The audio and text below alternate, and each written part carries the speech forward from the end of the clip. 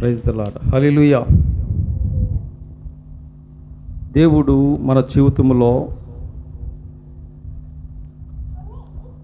జరిగించే కార్యాలు మనం విన్నాం. అంటే దేవుణ్ణి చేర్చుకుంటే మన జీవితంలో ఎటువంటి గొప్ప కార్యాలు జరుగుతాయని విన్నామండి. దేవుడు మనలను చేర్చుకుంటే, దేవుడు గనక మనలను చేర్చుకుంటే ఐగుప్తుయ బరువుల నుండి, ఆ భారము నుంచి దేవుడు విడిపిస్తాడు అని విన్నాం. తరువాత దేవుడు మనలను చేర్చుకుంటే గనక ఆయన ఎవరినైతే ఏర్పాటు చేసుకుని ఆయన సన్నిధిలో చేర్చుకుంటారో వారు ధన్యులు అనే విషయాన్ని మనం విన్నాం. మరొక మాట, దేవుడు మనలను చేర్చుకుంటే పాతాళ బలములో నుండి మనల్ని తప్పిస్తాడు అని విన్నాం. అంటే దేవుడు మనలను చేర్చుకుంటే ఆ విధమైనటువంటి కార్యాలు జరుగుతాయి. ప్రియులారా, ఈ దినము మనము దేవుణ్ణి చేర్చుకుంటే ఇదేంటండి, దేవుడు మనల్ని చేర్చుకోవాలి కానీ మనము దేవుణ్ణి చేర్చుకోవటం ఏంటి అని కొంచెం ఆశ్చర్యం కలిగించవచ్చు. అవునండి, ఆయన గొప్ప దేవుడు, మహోన్నతుడైనటువంటి దేవుడు, మహోన్నతమైనటువంటి స్థలములలో నివసించు దేవుడు నీ కొరకు నా కొరకు మానవునిగా ఈ భూమి మీదకి వస్తే ఆయన లోకానికి వచ్చినప్పుడు ఎవ్వరూ చేర్చుకోలేదు. చేర్చుకున్నారా అండి? ఎవ్వరు కూడా స్థలం ఇవ్వలేదు ఆయనకి. అందుకనే ఆయన ఒక మాట మాట్లాడతాడు, నక్కలకు బొరియలుండెను, ఆకాశ పక్షులకు గూళ్ళుండెను, మనిషి కుమారుడు తలవాల్చుకున్నటకు స్థలము లేదు. అంటే చేర్చుకోలేదు. అయితే ఈరోజు మన వాక్య అంశం ఏంటంటే, ఎవరైతే ఆయనను చేర్చుకుంటారో వారి జీవితం ఎలా ఉంటుందో కొన్ని విషయాలు తెలియచేయాలని ఆశపడుతున్నాను. ప్రార్థన చేసుకుని దేవుని వాక్యంలోనికి వెళదాం. పరిశుద్ధుడైన మా తండ్రి, ప్రేమ కలిగిన ప్రభువా, మీకు వందనాలు స్తోత్రాలు చెల్లిస్తూ ఉన్నాం. ఇంతవరకు ఆరాధన అంతటిలో మీరు తోడుగా ఉండి నడిపించినందుకు మీకు వందనాలు ప్రభువా. ఈ దినము నా ప్రభువా, నీ మాటల ద్వారా మమ్మలను బలపరచండి. చేరువచ్చిన ప్రతి బిడ్డను మీరు జ్ఞాపకం చేసుకోండి ప్రభువా. ఎవరికి ఏ మాటలు అవసరమై ఉన్నవో ఆ మాటలు ప్రభువా మాకు వినిపించి, ఆ మాటల ద్వారా నాయన మేమందరము నాయన బలపరచబడి తిరిగి వెళ్ళడానికి తగిన సహాయము దయచేయండి ప్రభువా. ఈ సమయంలో ఆటంకపరిచే ప్రతి విధమైనటువంటి చీకటి శక్తులను, అంధకార శక్తులను మీ శక్తి కలిగిన నామములో బంధించండి ప్రభువా. నీ పరిశుద్ధాత్మ సహాయము ద్వారా ఈ దినము మమ్ములనందరినీ దర్శించుమని ఈ సన్నిధిలో ప్రార్థన చేస్తున్నాను ప్రభువా. నిలబడిన నేను బలహీనుడును నాయన, నరమాతృడు నా తండ్రి, ఎందుకు పనికిరానటువంటి వాడున ప్రభువా. నన్ను మీ సిలువ చాటున మరుగుపరుచుకుని నా నోటి నుంచి మీ విలువైనటువంటి మాటలు వినిపించి, ఆ మాటల ద్వారా మేమందరము బలపరచబడడానికి తగిన సహాయము దయచేయమని యేసు పరిశుద్ధ నామములో అడిగి వేడుకొనుచున్నాము తండ్రి, ఆమేన్. ప్రభునందు ప్రియ దేవుని బిడ్డలారా, ఈ దినము మనము ఒక వ్యక్తిని గూర్చి నేర్చుకోబోతున్నాం. ఆ క్యారెక్టరు చాలా మనకి తెలిసిందే, మనం ఎప్పుడు ధ్యానించేదే. అయితే ఏదో చిన్నప్పటి నుంచి కూడా ఆ వ్యక్తిని గురించి మనం తెలుసుకుంటూ ఉంటాం. కానీ ఆ వ్యక్తిలో నుంచి కొన్ని విషయాలు మీకు తెలియచేయాలని ఆశపడుతున్నాను. పరిశుద్ధ గ్రంథంలో నుండి లూకాసు వార్త 19వ అధ్యాయము 1వ వచనము నుండి 10వ వచనం వరకు ఈరోజు మన ధ్యానాంశముగా చదువుకుందాం. ఆయన సంచరించుచు యెరికో పట్టణములో ప్రవేశించి దాని గుండా పోవుచుండెను. ఇదిగో సుంకపు గుత్తదారుడును ధనవంతుడును నైనా జక్కయ్య అని పేరు గల ఒకడు యేసు ఎవరో అని చూడగోరెను గాని పొట్టివాడైనందున జనులు గుంపుగూడి ఉండుట వలన చూడలేకపోయెను. అప్పుడు యేసు ఆ త్రోవను రానయుండెను గనుక అతడు ముందుగా పరిగెత్తి ఆయనను చూచుటకు ఒక మేడు చెట్టు ఎక్కెను. యేసు ఆ చోటికి వచ్చినప్పుడు కన్నులెత్తి చూచి, జక్కయ్య త్వరగా దిగుము, నేడు నేను నీ ఇంట ఉండవలసి ఉన్నదని అతనితో చెప్పగా అతడు త్వరగా దిగి సంతోషముతో ఆయనను చేర్చుకొనెను. అందరూ అది చూచి ఈయన పాపి అయిన మనిషిని యొద్ద బస చేయ వెళ్ళినని చాలా సనుగుకొనిరి. జక్కయ్య నిలవబడి, ఇదిగో ప్రభువా, నా ఆస్తిలో సగము బీదలకిచ్చుచున్నాను. నేనెవని యొద్దనైనను అన్యాయముగా దేనినైనను తీసుకుని ఎడల అతనికి 4 గంతలు మరలా చెల్లింతునని ప్రభువుతో చెప్పెను. అందుకు యేసు,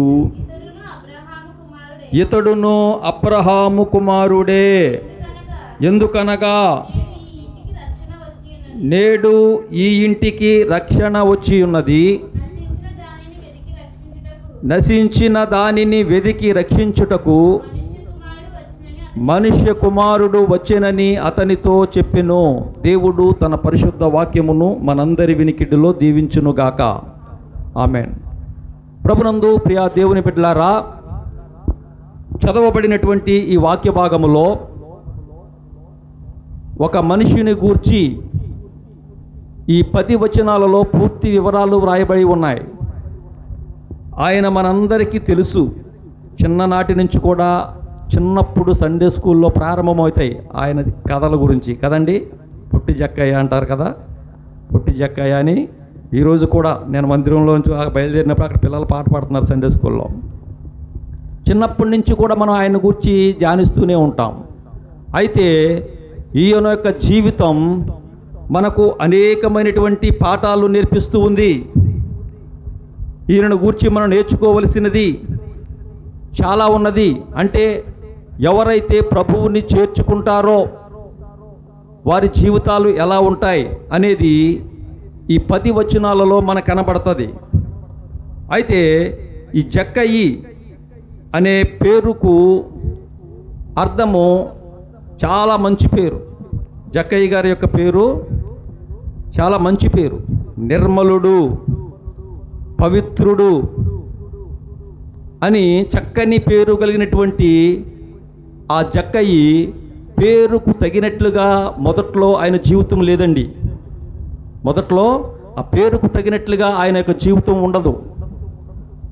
ప్రభువును చేర్చుకొనక ముందు జక్కయ్య జీవితం ఎలా ఉన్నదో ఈరోజు మనం తెలుసుకోవాలా. అయితే ఆ అటువంటి జక్కయ్య మార్పు చెందడానికి గల కారణం ఏంటో కూడా తెలుసుకోవాలి. మార్పు చెందిన తర్వాత జక్కయ్య జీవితం ఎలా ఉన్నదో 3 భాగాలుగా ఈ 10 వచనాల్లో మనకు కనబడతాయి. మొదటిగా జక్కయ్యను గురించి మనము ధ్యానం చేస్తున్నప్పుడు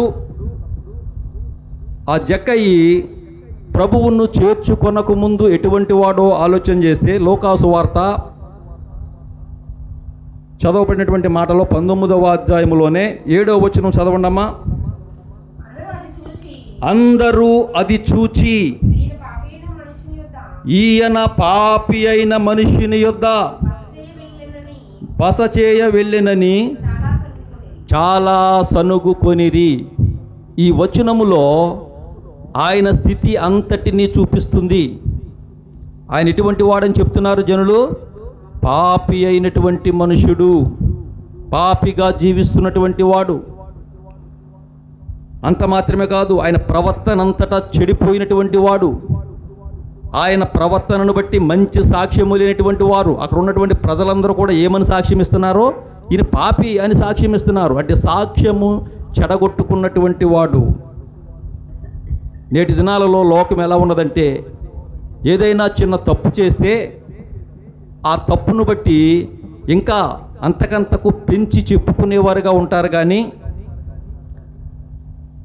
అసలు నిజమైనటువంటి ఆత్మీయుడి యొక్క లక్షణం ఏంటంటే, ఎవరైనా ఏదైనా చిన్న తప్పు చేస్తే అతనిని చాటుగా గద్దించాలి, వాక్యము ద్వారా అతన్ని మందలించాలి, వాటిని సరిచేయటానికి ప్రయత్నించాలి. కానీ ఈ లోకం యొక్క పరిస్థితి ఎలాగో ఉన్నదంటే, ఏదైనా చిన్న తప్పు కాపాడితే చాలు దానిని పట్టుకుని ఇంకా తన సాక్ష్యాన్ని మొత్తం మార్చేసేవారుగా కనబడుతున్నారు. ఆ దినాల్లో కూడా ఈ యొక్క జక్కయ్యను గూర్చి ఇతను పాపి అయినటువంటి మనుష్యుడు అని ఒక ముద్ర వేశారు.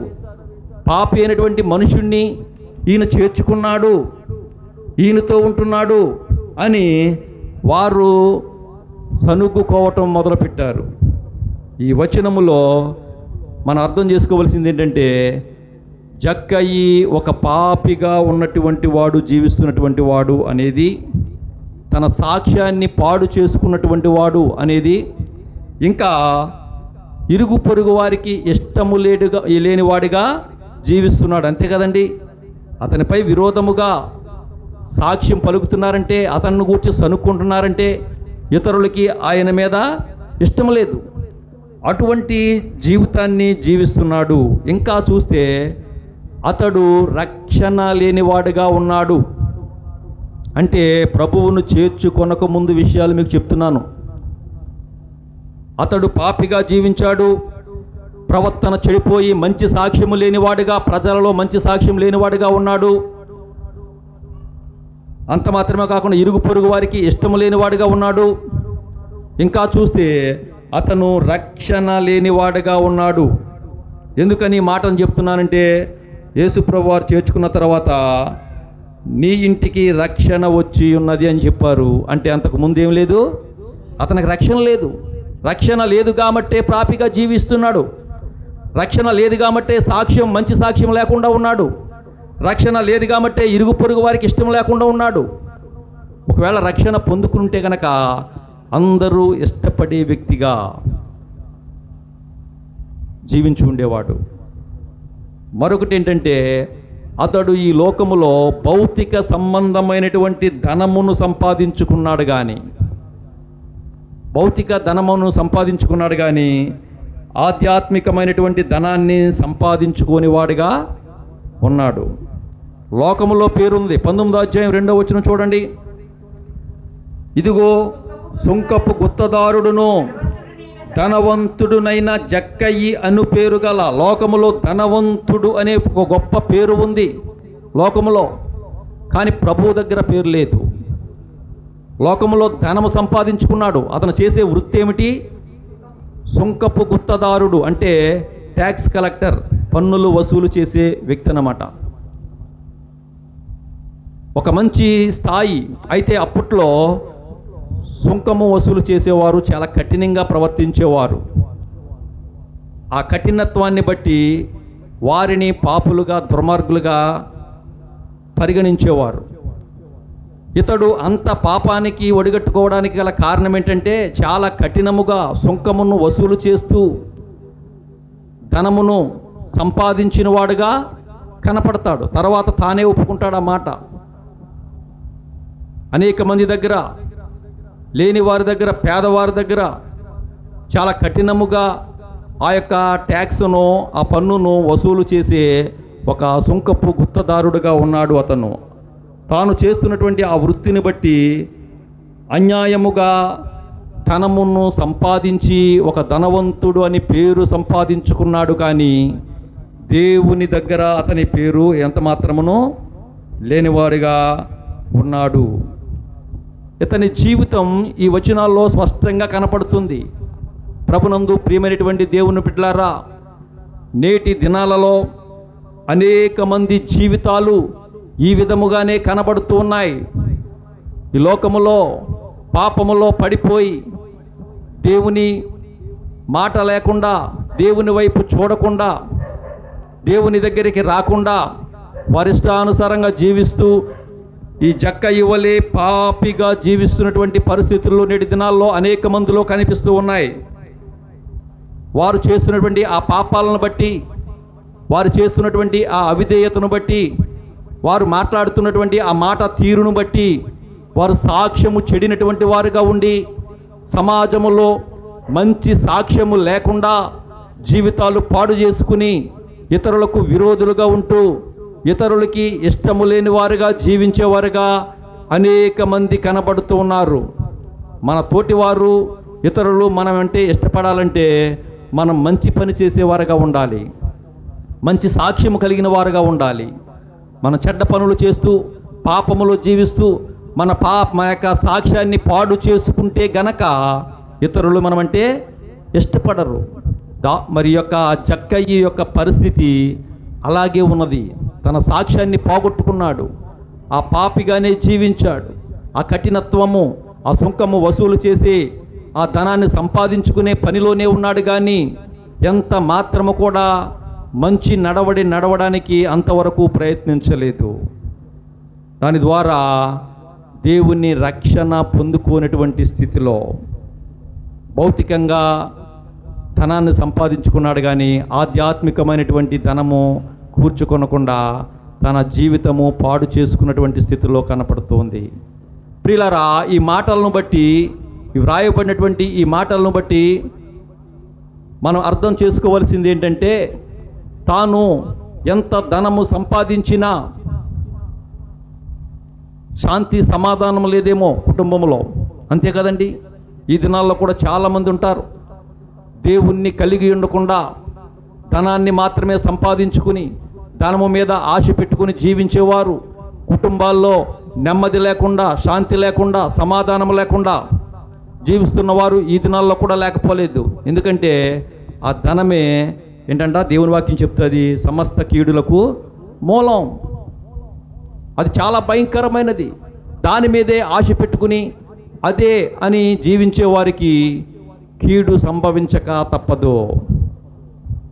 అదే పరిస్థితుల్లో ఈ ధనవంతుడైనటువంటి ఈ పొట్టి జక్కయ్య కూడా ఉన్నాడు. ప్రియ దేవుని బిడ్డలారా, ఒకవేళ నేను అనుకుంటాను ఆ సమయానికి అతనికి మనశ్శాంతి లేదేమో, శాంతి లేదేమో, సమాధానం లేదేమో.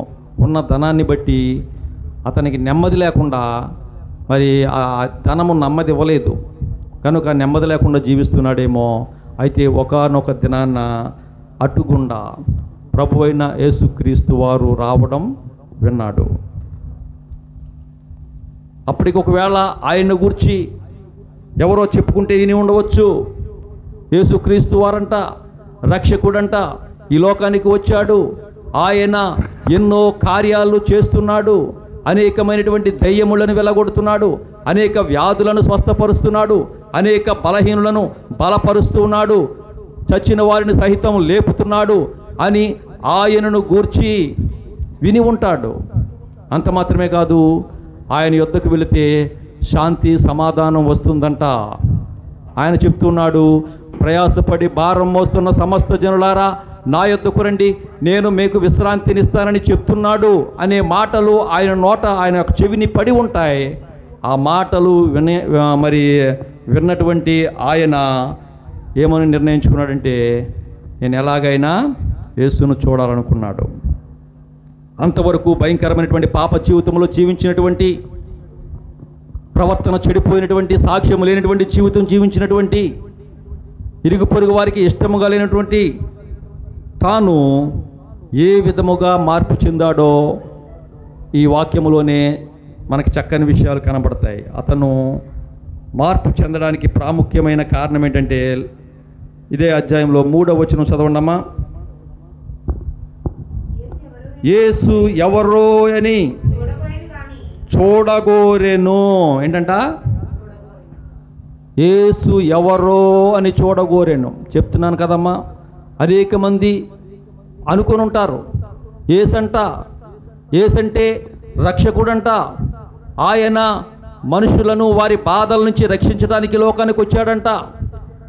ఆయన చెప్తున్నటువంటి బోధ చాలా చక్కగా ఉంది.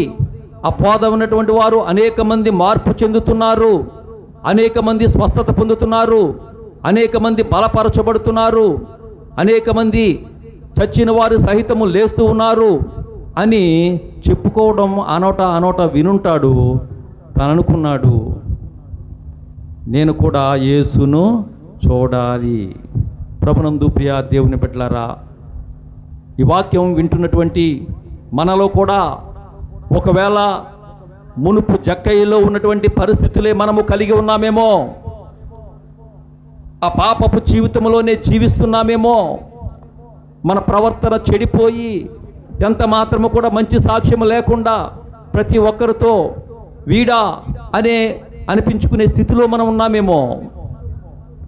అటువంటి స్థితి నుంచి మనం విడిపించబడాలంటే, మంచి సాక్ష్యము మనం పొందుకోవాలంటే, ఇతరులందరితో ఐక్యతగా సమాధానంగా జీవించాలంటే కనుక మనకు కూడా ఈ జక్కయ్యలో కలిగినటువంటి ఆలోచన మనకి రావాలి. ఏంటంటే యేసు ఎవరో అని చూడగోరాలి. సరే, యేసు ఎవరో అని చూడగోరాడు.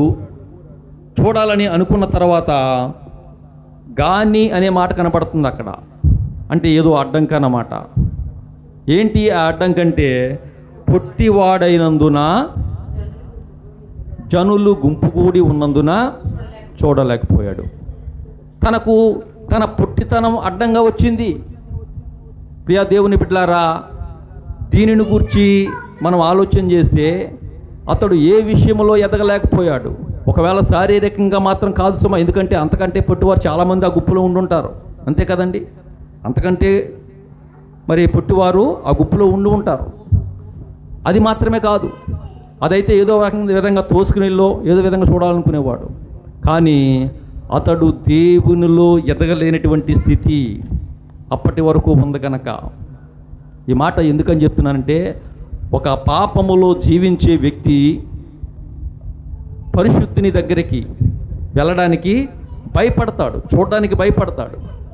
అదే స్థితిలో అతను దేవునిలో ఎదగలేకపోయాడు గనక, ఆ ఎదగలేనటువంటి స్థితిని బట్టి దేవుని యొద్దకు వెళ్ళి ధైర్యముగా ఎదురుగా చూడాలనేటువంటి పరిస్థితులు అతను ఎదుర్కొన్నాయేమో. ఏ విషయంలో దేవుని ఎదగలేకపోయాడు? దేవుని మందిరానికి వెళ్ళలేనటువంటి స్థితిలో. దేవుని మందిరానికి వెళ్ళకపోతే మనం దేవునిలో ఎదగలేం. మన ప్రవర్తన జాగ్రత్తగా కాపాడుకోలేనటువంటి స్థితి, మన ప్రవర్తనను జాగ్రత్తగా కాపాడకపోతే కనుక మనము ఎదగలేనటువంటి స్థితి. దేవునికి ఇవ్వవలసినవి మనం క్రమంగా ఇవ్వకపోతే దేవునిలో ఎదగలేం. ధనవంతుడు తన ధనం మీదే ఆశ పెట్టుకున్నాడు, కానీ తన ధనాన్ని కూర్చుకోవడానికే ప్రయత్నం చేశాడు, కానీ దేవునికి ఇవ్వలేనటువంటి పరిస్థితిని బట్టి ఆ ఎదుగుదల లేకపోయిందేమో. ఏది ఏమైనా అతనికి ఎదుగుదల లేదు, శారీరకంగా కావచ్చు, ఆధ్యాత్మికంగా కూడా. ఎందుకని ఈ మాటను నేను చెప్పగలుగుతున్నానంటే, ఆధ్యాత్మికంగా ఉన్నటువంటి వారు దైవజనులు ఎదురుగా వెళ్ళి చక్కగా మాట్లాడగలరు. అదే ఆధ్యాత్మికంగా ఎదుగుదల లేనటువంటి వారు ఏం చేస్తారంట, పక్కకి చాటుకి వెళ్తారు. ఎందుకంటే వారికి భయం, వారిలో ఉన్నటువంటి ఆ పాపము భయాన్ని పుట్టిస్తుంది, ఆ భయము వెనక్కి లాగుతుంది గనక ఎదురుగా వెళ్ళలేరు. ఆ విధముగా అతనిలో ఎదుగుదల లేనందున తాను ఏం చేశాడంటే, తాను చూడాలని ఆశ కలిగి ఉండడమే కాకుండా ఆ వచ్చిన ఆ అడ్డంకును, ఆ అవరోధాలను ఎదురించి వెళ్ళడానికి ముందుకు ఇష్టపడ్డాడు. అప్పుడు అతడు ఏం చేశాడంట, ఒక మేడు చెట్టు ఎక్కెను. చెట్టు ఎక్కడం అంటే చాలా కష్టమండి.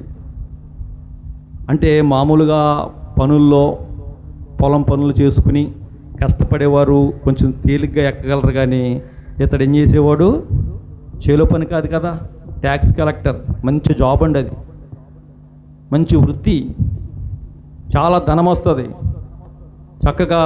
అంటే ట్యాక్స్ కలెక్టర్ మంచి, అతడు సుంకపు గుత్తదారుడు. అతని కింద కొంతమంది పనిచేసేవారు ఉంటారు, వారు వసూలు చేసుకొచ్చి ఇస్తారు తప్ప. ఇంకా చాలా ఒక ఉన్నతమైన స్థాయి అన్నమాట. ఇంకా అటువంటి స్థితిలో ఉన్నవాడు చెట్టు ఎక్కడం అంటే చాలా కష్టమే. అయినా సరే తనలో ఉన్నటువంటి ఆశ ఎంతగా ఉందంటే, నేను ఎలాగైనా ప్రభును చూడాలి. ఎంతమంది అడ్డొచ్చినా, ఎన్ని ఆటంకాలు వచ్చినా ఏదో విధంగా చివరికి ఆ చెట్టుకైనా సరే చాటుగా అక్కడి నుంచి ప్రభుని చూడాలి అని ఆశపడినటువంటి వాడు, ప్రభువుని కలుసుకోవాలి ఏదో విధంగానే కోరిక తనలో ఉంది కనుక ఆ చెట్టు ఎక్కడము మనము చూస్తాం. ప్రభునందు ప్రియ దేవుని బిడ్డలారా, చూడండి ఆ మాట కింద కనబడుతుంది 4వ వచనములో. ఉండెను కనుక అతడు ముందుగా పరిగెత్తి ఆయనను చూచుటకు ఒక మేడు చెట్టు ఎక్కెను. అక్కడ రకరకాల చెట్లు ఉంటాయి. ఇంకా ఆ దేశంలో మంచి మంచి చెట్లు కూడా ఉంటాయి, మనకంటే శ్రేష్టమైన చెట్లు కూడా. అయితే మేడు చెట్టు ఎక్కడానికి గల కారణం ఏంటంటే దానిని గురించి కూడా ఒక వర్తమానం చెప్పవచ్చు. ఆ మేడు చెట్టు అతని జీవితాన్ని సూచించేదిగా ఉన్నది. మేడిపండు ఎలా ఉంటుందండి? మేడిపండు ఎలా ఉంటుంది? చక్కగా చూడడానికి అందంగా ఉంటుంది. కానీ మేడిపండు చూడు మేలిమయుండు, పొట్ట విప్పి చూడు పురుగులుండు. వేమన గారి పద్యం ఉంది కదా, అది పైకి బాగానే కనపడుతుంది, కానీ దాన్ని విప్పి చూస్తే కనుక దానిలో పురుగు, అంటే తన జీవితాన్ని సూచిస్తూ ఉంది. అతడు పైకి మంచి మంచి వస్త్రాలు వేసుకుని పైకి కనపడడానికి బాగానే కనపడుతున్నాడు, కానీ తనలో ఉన్నటువంటి ఆ పాపి యొక్క పాపపు జీవితాన్ని బట్టి, ఆ ప్రవర్తన చెడిపోయిన దాన్ని బట్టి వాని యొక్క జీవితాన్ని సూచిస్తుంది కనుక ఆ చెట్టే ఆ సమయంలో అక్కడ అతనికి ఎక్కడానికి కారణమైంది. ఏదో విధంగా చెట్టు ఎక్కాడు. తాను చేసినటువంటి మరొక మాట ఏంటంటే, మరొక పని ఏంటంటే 5వ వచనం కూడా చదవండమా. యేసు ఆ చోటికి వచ్చినప్పుడు కన్నులెత్తి చూచి, జక్కయ్యా త్వరగా దిగుము, నేడు నేను నీ ఇంట ఉండవలసి ఉన్నదని అతనితో చెప్పగా, యేసు ప్రభువారు ఒకని చక్కని మాట పలుకుతున్నారు. ఆ చోటకి వచ్చి కన్నులెత్తి చూచి, ఒకవేళ అంత జనసమూహములో ఆ దారి వైపే చూసుకుంటూ వెళ్ళిపోలేదు దేవుడు. మన దేవుడు పాపులను రక్షించటానికి లోకానికి వచ్చారు. ఎవరైతే ఆయన యొద్దకు వచ్చారో ఆయన తప్పకుండా వారి యొక్క హృదయాంతరంగాలు వారికి తెలుసు, ఆయనకి తెలుసు. జక్కయ్యి ఎంత ఆశతో ఆయన చూడాలని, ఎన్ని ఆటంకాలు వచ్చినా, ఎన్ని అవరోధాలు వచ్చినా వాటిని ఎదురించి సహితము చెట్టు ఎక్కాడని యేసుకు తెలుసు గనక ఆయన ఆ చోటికి వచ్చిన తర్వాత అక్కడ కన్నులెత్తి చూచినప్పుడు జక్కయ్యను చూసి, జక్కయ్యా త్వరగా దిగుము. యేసు యొక్క మాటను విన్నవాడిగా కనపడుతున్నాడు. ప్రభునందు ప్రియ దేవుని బిడ్డలారా, ఈ విషయాలన్నీ కూడా మన జీవితంలో కలిగి ఉండాలి. ఒకవేళ మునుపు మనందరము కూడా మునుపు యేసును చేర్చుకొనక ముందు జక్కయ్యలో ఉన్నటువంటి లక్షణాలే ప్రతి ఒక్కరం కలిగి ఉంటాం. పాపపు జీవితాన్నే కలిగి ఉంటాం. ప్రవర్తన చెడిపోయిన వారుగానే, మంచి సాక్ష్యం లేని వారుగానే, ఇతరులు ఇష్టపడినటువంటి వారుగానే మన జీవితాలు ఉండి ఉండవచ్చు. కానీ మనలో ఆ జీవితము నుంచి విడిపించబడాలంటే, దేవుని యొక్క గొప్ప రక్షణ మనం పొందుకోవాలంటే కనుక ఈ జక్కయ్యలో ఉన్నటువంటి ఈ లక్షణాలన్నీ మనం కలిగి ఉండాలి. అతనికి యేసును చూడాలని ఆశ కలిగింది మొదటి లక్షణం. ఎంతమంది ఆశపడుతున్నాం దేవుణ్ణి చూడాలని, దేవుని ప్రసన్నతను చూడాలని, దేవుని మందిరానికి వెళ్ళాలని ఎంతమంది ఆశ కలిగి ఉన్నాం? అలా ఆశ కలిగి ఉంటే గనక ఈ దినము దేవుని వాక్యం సెలవిస్తూ ఉంది, ఒకవేళ నీవు ఇంతవరకు నువ్వు పాపిగా జీవించి ఉన్నా, నీ ప్రవర్తన సరిలేకపోయినా, నీ కుటుంబంలో శాంతి సమాధానం లేకపోయినా, నీవు కూడా యేసును చూడాలి అనే ఆశ కలిగి నీకు ఉంటే గనక, దేవుని సన్నిధికి వస్తే గనక తప్పకుండా ఆయన నిన్ను చేర్చుకోవడానికి ఇష్టపడుతున్నాడు. ఆయన గొప్ప రక్షణ నీకు అనుగ్రహించడానికి ఇష్టపడుతున్నాడు. జక్కయ్య జీవితంలో కూడా అదే జరిగింది. జక్కయ్యి ఎంత పాపి అయినటువంటి మనుషుడైనప్పటికీ కూడా, సాక్ష్యము చెడిపోయినటువంటి వాడైనప్పటికీ కూడా యేసును చూడాలని అనుకున్నాడు. ఒకవేళ అడ్డంకులు వచ్చినా, అవరోధాలు ఎదురైనా నిరాశ చెందలేదు, వెనదిరిగి వెళ్ళిపోలేదు. ఇక కుదరదులే, మళ్ళీ పట్టు చూద్దాంలే అని అనుకోలేదు. కానీ కష్టపడి చెట్టుకైనా సరే చూడాలని ప్రయాసపడి ఆ చెట్టుకి మరి ఆయన చూడడం జరిగింది. ఇవన్నీ గమనిస్తున్నటువంటి ప్రభు జక్కయ్య వైపు చూచి, మన హృదయాంతరంగాలు దేవునికి తెలుసు. మనం ఏ స్థితిలో వచ్చామో, ఎటువంటి ఆశతో వచ్చామో, ఎంత కష్టమైనా ఎలా వచ్చామో దేవునికి తెలుసు. మన హృదయ రహస్యాలు ఎరిగినటువంటి దేవుడు మనతో మాట్లాడడానికి ఇష్టపడతాడు. అలా మాట్లాడినప్పుడు ఆయన యొద్దకు వచ్చినటువంటి మనము కూడా ఆయన మాట వినేవారిగా ఉండాలి. జక్కయ్యలో ఈ మంచి క్వాలిటీసు, ఈ 10 వచనాలు చాలా మంచి మంచి లక్షణాలు జక్కయ్యలో కనబడతాయి. కష్టపడి ఆయన దగ్గర రావడమే కాదు, ఆయన మాట వెంటనే విన్నాడు. యేసు అంటున్నాడు కన్నులెత్తి చూచి, జక్కయ్యా త్వరగా దిగుము, నేడు నేను నీ ఇంట ఉండవలసి ఉన్నది. ఆ మాట చెప్పడంతోనే వెంటనే 6వ వచనంలో అతడు త్వరగా దిగి సంతోషముతో ఆయనను చేర్చుకొనెను. ఈరోజు మన అంశం ఏమని చెప్పుకున్నామండి? యేసును చేర్చుకుంటే మన జీవితం ఎలా ఉంటుంది? ఈ చేర్చుకున్నటువంటి వాడు ఒక క్రైస్తవుడు కాదు, దేవుని ఎరిగినటువంటి వాడు కాదు, దేవునిలో జీవిస్తున్నటువంటి వాడు కాదు.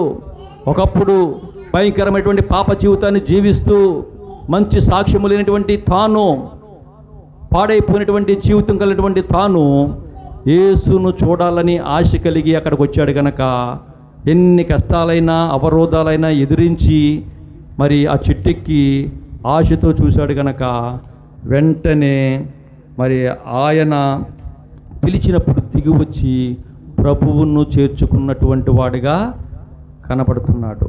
ప్రభునందు ప్రియమైనటువంటి దేవుని బిడ్డలారా, మనం చేర్చుకుంటున్నామా దేవుణ్ణి? ఆలోచన చేయాలా.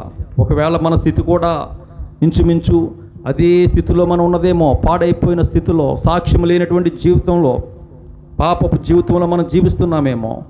ప్రభువును మనము చేర్చుకుంటే గనక ఆయన మన ఇంటికి రావడానికైనా ఇష్టపడుతున్నాడు. అలా ఇంటికి వచ్చినప్పుడే అక్కడ అంటున్నారు, అది అందరూ చూచంట, ఈయన పాపి అయిన మనిషిని యొద్ద బస చేయి వెళ్తున్నాడేంటి అని సలుక్కున్నారు. చూసారా? ఒక పాపి రక్షించబడడం ద్వారా తండ్రి సంతోషిస్తాడు. తెలుసండి మీకు? ఎంతో పరలోకములు అంట ఒక పాపి రక్షించబడినప్పుడు ఎంతో సంతోషం అంట. తండ్రి సంతోషిస్తాడు.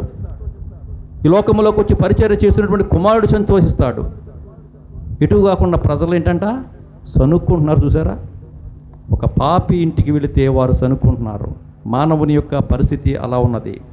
ప్రభునందు ప్రియ దేవుని బిడ్డలారా, మరి ఆయన ఇంటికి ప్రభువా ఆయన ఇంటికి వెళ్ళినప్పుడు తనలో ఉన్నటువంటి ఆ యొక్క లక్షణాలన్నీ పోయినప్పుడు, ఎప్పుడైతే నువ్వు ప్రభువును చేర్చుకుంటావో నీలో ఉన్న పాప జీవితం అంతా కూడా ఆటోమేటిక్గా విడిచిపెట్టడానికి అవకాశం ఉంటుంది.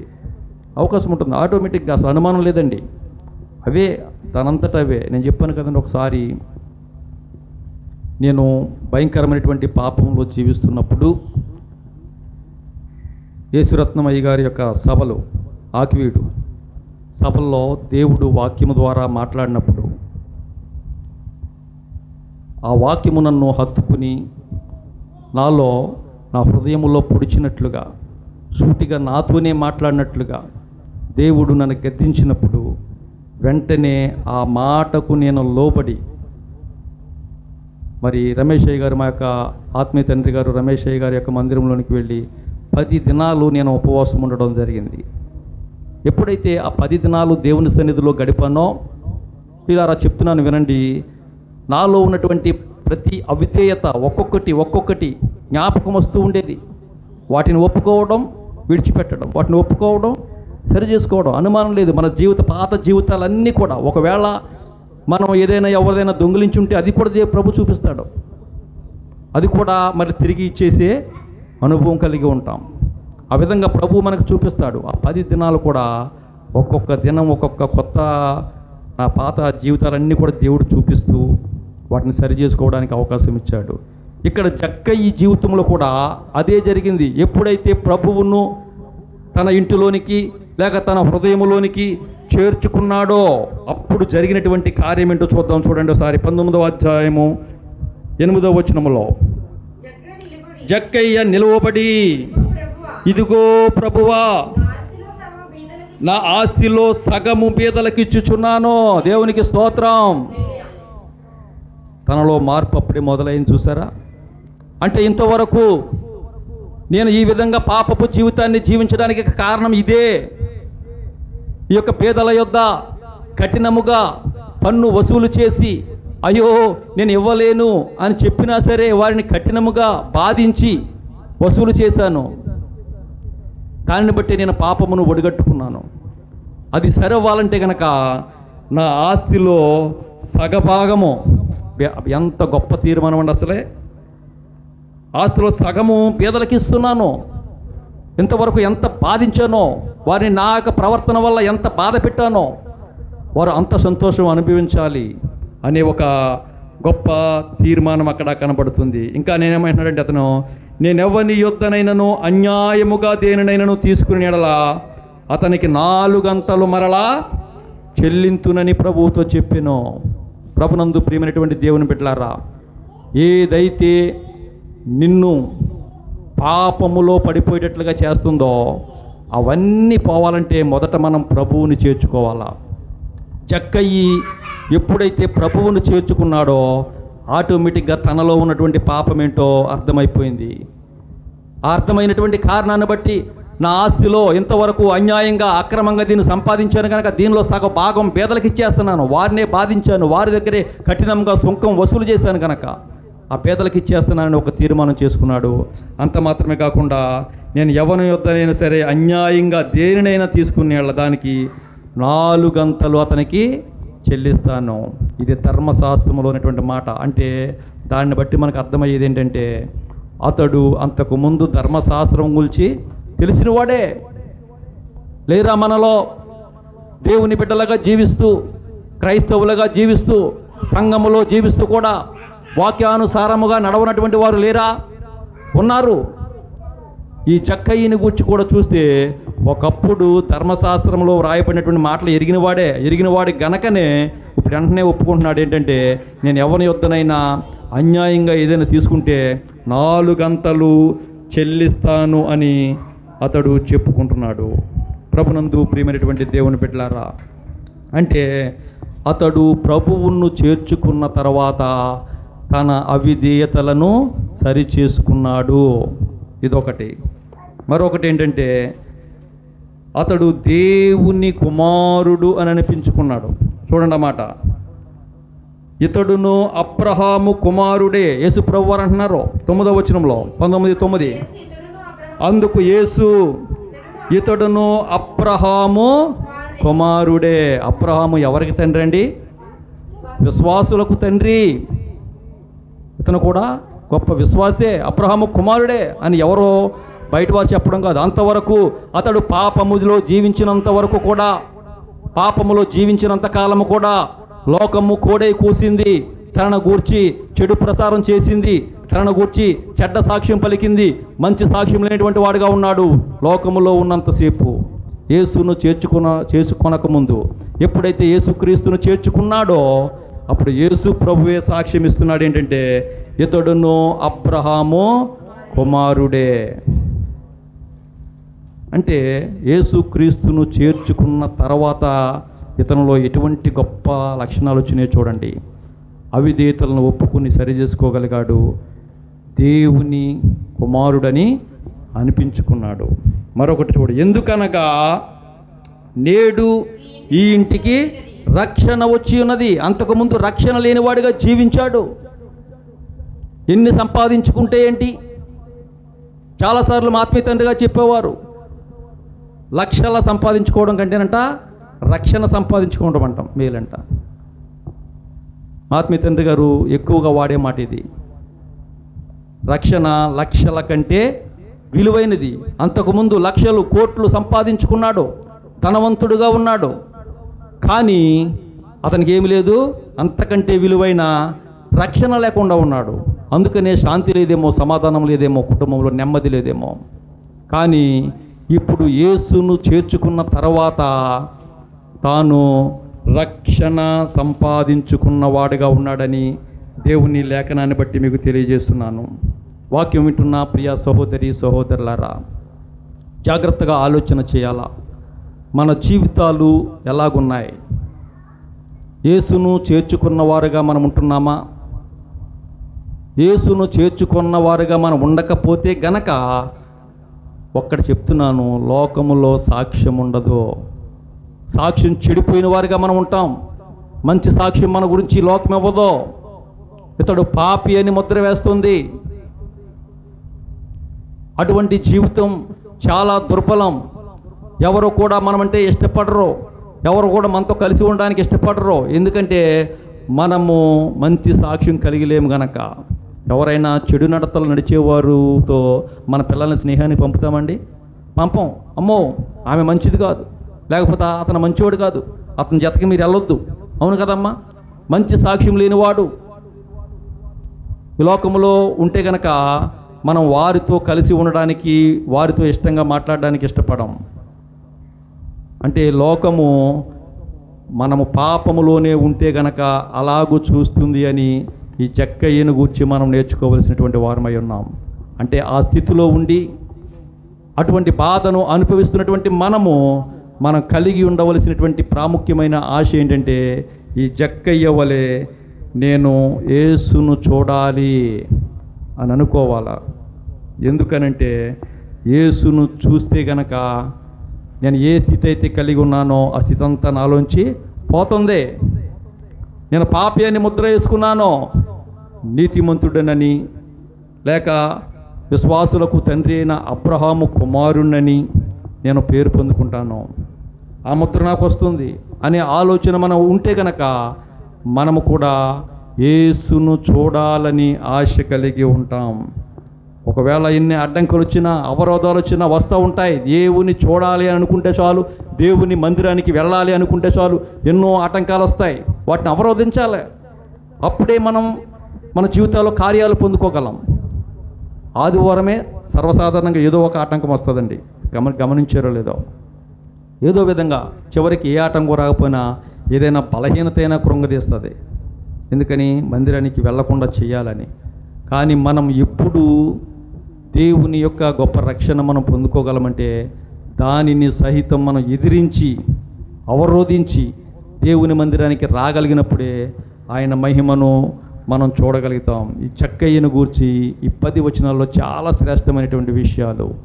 ఆ విధముగా ఆశతో ఆయనను కలుసుకోవాలని కోరికతో వచ్చాడు. అంత మాత్రమే కాదు, దేవుడు మాట్లాడినప్పుడు ఆయన మాట విని చెట్టు త్వరగా దిగాడు. త్వరపడాలి మన దేవుని విషయంలో. ఈ లోక సంబంధంగా మనం ఏదైనా ప్రయాణమే వెళ్తున్నప్పుడు మరి ఆ బస్సు వెళ్ళిపోతుందనో, ట్రైన్ వెళ్ళిపోతుందనో చాలా కంగారుగా తొందరపడతాం. దేవుని విషయంలో ఎందుకు త్వరపడం? మందిరం సమయం అయిపోతుందని ఎందుకు తొందరపడం? ప్రతి విషయం, దేవుని పని విషయంలో ప్రతి దానిలో కూడా మనం తొందరపాటు కలిగి ఉండాలా, త్వరపడాలా. త్వరపడే అనుభవం చాలా మేలు. అలా త్వరపడి దిగివచ్చి యేసును చేర్చుకున్నాడు గనక నేను ఒక మాటలో చెప్తున్నాను, తన పాత జీవితానికి అంతా వ్యతిరేకంగా కొత్త జీవితం అని తెలుసండి మీకు. పాపి అని ముద్ర వేయించుకున్నాడు. ఇక్కడ దేవుని కుమారుడిగా దేవుని రాజ్యములో మరి వారసుడిగా పిలువబడ్డాడు. గొప్ప రక్షణ పొందుకున్నాడు. రక్షణ లేనివాడిగా ఉన్నటువంటి తాను రక్షణ పొందుకున్నవాడిగా మనకి కనబడుతుంది. మరి ఈ విధముగా ఇవన్నీ జరగడానికి ప్రాముఖ్యమైన కారణం ఏంటంటే, చదవబడిన భాగంలో చివరి మాట చదువుకుని ముగించుకుందాం. 10వ వచనంలో, నశించిన దానిని వెదకి రక్షించుటకు మనుష్య కుమారుడు వచ్చెనని అతనితో చెప్పాను. అంటే యేసుక్రీస్తు వారి లోకానికి అసలు రావటమే నశించిన దానిని వెదకి రక్షించటానికి. ఆ జక్కయ్య చెట్టు పైన ఉన్నాడు, ఆ చెట్టు కొమ్మల్లో ఉన్నాడు. యేసుక్రీస్తు చుట్టూనేమో జనుల గుంపు కూడా ఉన్నారు. ఆ సమయంలో అలా వెళ్ళిపోవాలి మామూలుగా లోకానుసారంగా మనం ఆలోచన చేస్తే. కానీ అలా పైకి చూసి జక్కయ్య దిగిరా అన్నాడంటే ఈ వచనం నెరవేర్పు. నశించిపోతున్నటువంటి దానిని ఎలాగంట వెదకి నువ్వు ఎక్కడున్నా వెదకి నిన్ను రక్షించడానికి ఆయన ఇష్టపడుతున్నాడు. అయితే ఒక్క విషయం చెప్తున్నాను వినండి, ఆయన వెతుకులాటలో మనం దొరికేవారుగా ఉండాలి. దొరికేవారంటే ఏంటో తెలుసా? జక్కయ్య త్వరగా దిగిరా అన్నాడు. దిగొస్తే ఆయనకి దొరికినట్టు. దిక్కుండా నేను రాను బాబా నేను వెళ్ళిపోతానంటే ఏమవుతుంది? ఈ లోకంలో చాలామంది అనేక భారాలతో నశించిపోతున్నటువంటి వారిని ప్రభువు పిలుస్తున్నాడు. ప్రయాసపడి భారం మోస్తూ ఉన్నారా వారలారా నా యొద్దకు రండి, నేను మీకు విశ్రాంతినిస్తానని ఆయన పిలుపునిస్తుంటే ఆ పిలుపు విని కూడా ఇంకా మా భారాలు మేమే చూసుకుంటామని వెళ్ళిపోతే దేవుడు ఏం చేస్తాడండి? ఆయన నశించిన దానిని వెదకి రక్షించడానికి, నువ్వు కలిగి ఉన్న ప్రతి భారము నుంచి నిన్ను విడిపించడానికి ఆయన ఈ లోకానికి వస్తే ఆయన వెతుకుతున్నాడు. కానీ నువ్వు దొరకకుండా ఆయన యొద్దకు రాకుండా తప్పించుకుంటున్నావు. అలా తప్పించుకున్న చూపు నీ కష్టాలు తప్పవు. చెప్తున్నాను ఈ మాట. తప్పిపోయిన కుమారుడు ఉన్నాడు, తప్పించుకుని తిరిగాడు. తనకున్న ఆస్తంతా ఇచ్చేయి నేను వెళ్ళిపోతానని తండ్రిని వదిలిపెట్టి వెళ్ళిపోయాడు. అంతా పోయిన తర్వాత దేవుని యొద్దకు వస్తేనే మరలా ఆ ఆనందాన్ని ఆ సంతోషాన్ని పొందుకున్నాడు. అంతే కదండి, మనం రావాలి దేవుని దగ్గరికి. ఆయన వెతకడానికి ఆయన సిద్ధంగా ఉన్నాడు, మనం రక్షించడానికి ఆయన సిద్ధంగా ఉన్నాడు. కానీ మనము లోకములోనికి దూరంగా వెళ్ళిపోతే చేసేదేమీ లేదు. ఆయన వెతుకుతున్నప్పుడు మనం దొరికేవారుగా ఉండాలి. జక్కయ్య దిగిరా అన్నప్పుడు త్వరపడి దిగొచ్చాడు. చూద్దాంలే నాయన మీరు వెళ్ళిరండి అంటే ఆ రక్షణ పొందుకునేవాడు కాదు. ఈ దినం మనం ఏ స్థితిలో ఉన్నాం? ఈ లోకంలో చాలామంది అనేక విధాలుగా దేవుని సేవకుల ద్వారా, అనేక వర్తమానాల ద్వారా, అనేక ప్రసంగాల ద్వారా దేవుడు మాట్లాడుతూ పిలుస్తూ ఉంటే ఈ లోకాన్ని విడిచిపెట్టి దేవుని యొద్దకు రావడానికి చాలామంది ఇష్టపడడం లేదు. దేవుని చేర్చుకోవడానికి ఇష్టపడడం లేదు. ఒకవేళ చేర్చుకుంటే గనక, ప్రభువుని చేర్చుకుంటే మన జీవితం ఎలా ఉంటుందంటే ఈ యొక్క జక్కయ్య జీవితం వలె మన జీవితం కూడా మారిపోతుంది. పాపిగా ఉన్నటువంటి ఆ యొక్క జక్కయ్య జీవితము అబ్రహాము కుమారుడిగా, ఒక విశ్వాసిగా, పరిశుద్ధుడిగా మార్చబడింది. రక్షణ లేనివాడిగా ఉన్నటువంటి ఆ పాపి జీవితం రక్షణ ఆయన ఇంటికే వెళ్ళింది. సాక్ష్యం చెడిపోయినటువంటి వాని జీవితంలో దేవుడే సాక్ష్యం ఇస్తున్నాడు. ఇతడు కూడా అబ్రహాము కుమారుడే అని దేవుడే సాక్ష్యం ఇస్తున్నాడు. ఎంత గొప్ప భాగ్యం! ఈ భాగ్యాన్ని పొందుకోవాలంటే ఆ దేవునిని చేర్చుకునేవారిగా ఉండాలి. ఒకవేళ ఇంతవరకు లోకంలో జీవిస్తూ దేవుని యొద్దకు రాకుండా, ఆయన్ని చేర్చుకొనకుండా, ఆయన చూడాలనే ఆశ లేకుండా మనం జీవిస్తున్నామేమో. ఇప్పుడే ఒక చిన్న తీర్మానం చేసుకుందాం. ప్రభువా, మునుపు జక్కయ్య పాత జీవితం ఎలా ఉన్నదో అలాగే నా జీవితం ఉంది నాయన. కానీ ఆ జీవితాన్ని మార్చగలిగిన దేవుడు అని, నశించిపోతున్నటువంటి దాన్ని వెదకి రక్షించడానికి వచ్చిన దేవుడు అని నేను విన్నాను. ప్రభువా, నీ యొద్దకు వస్తున్నాను, నన్ను రక్షించండి ప్రభువా అని ఆయన్ను చేర్చుకున్నట్లయితే కనుక ఆయన నీతో ఉండడానికి ఇష్టపడుతున్నాడు, నీకు రక్షణ ఇవ్వడానికి ఇష్టపడుతున్నాడు. ప్రార్థన చేసుకుందామా? అటు తీర్మానంతో ప్రార్థన చేసుకుందాం. పరిశుద్ధుడైన మా తండ్రి, ప్రేమ కలిగిన ప్రభువా, మీకు వందనాలు స్తోత్రాలు చెల్లిస్తున్నాము నాయన. ప్రభువా, నిన్ను చేర్చుకొనకుండా ఈ లోకంలో జీవిస్తే మా పరిస్థితి ఎలా ఉంటుందో, నిన్ను చేర్చుకుంటే మేము ఎటువంటి ఆనందాన్ని పొందుకుంటామో చక్కని విషయాలు జక్కయ్య జీవితంలో నుంచి మాకు నేర్పించారు ప్రభువా. అవును నాయన, ఇంతవరకు నిన్ను చేర్చుకొనకుండా ఎవరైతే ఇంకా లోకంలో జీవిస్తూ వారి జీవితాలు పాడు చేసుకుంటూ ఉన్నారో అటువంటి వారిని ఇప్పుడే మీరు జ్ఞాపకం చేసుకోండి ప్రభువా. మరొకసారి బిడ్డలతో మీరు మాట్లాడి నీ సన్నిధికి నాయన బిడ్డల్ని తీసుకువచ్చి నిన్ను చేర్చుకునేవారుగా, వారి హృదయంలోనికి నిన్ను ఆహ్వానించేవారుగా ఉండడానికి తగిన సహాయం దయచేయండి. విన్న వాక్యము ప్రతి ఒక్కరి హృదయాల్లో ఫలింపచేయండి ప్రభువా. ఈ వాక్యము ద్వారా అనేక మంది నిన్ను చేర్చుకుని వారి జీవితంలో గొప్ప రక్షణ పొందుకోవడానికి, నీ నిత్య రాజ్యానికి వారసులు కావడానికి తగిన సహాయము దయచేయమని యేసు పరిశుద్ధ నామములో అడిగి వేడుకొనుచున్నాం తండ్రి, ఆమేన్. అందరికీ వందనాలండి.